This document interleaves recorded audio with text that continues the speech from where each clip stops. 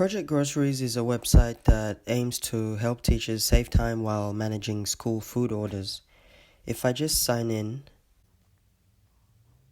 I will be taken to this homepage, and the first thing you can see here is that my classes are listed here and all my orders would be listed here, but I haven't made any orders yet. So let me just quickly demonstrate by creating a few orders right now. First, I select the class I want to make the orders in, and then I can select a recipe.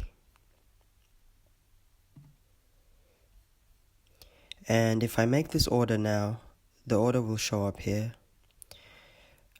I can also make a custom order. So again, I select the class, but this time I can just select individual ingredients that I want to add to this order.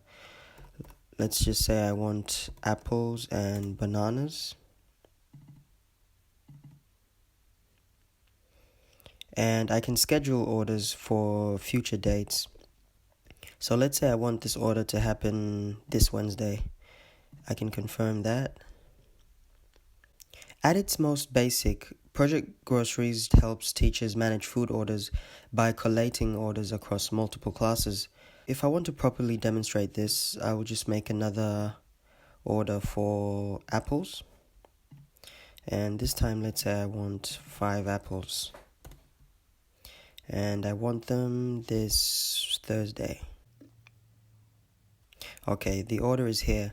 If I go to the summary page, and specifically if I look at apples, we can see that 8 apples have been ordered.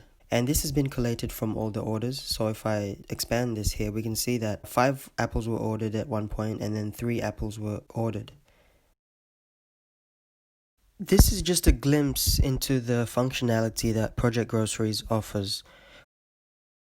With Project Groceries, you can create and manage a collection of recipes, class schedules, and so much more.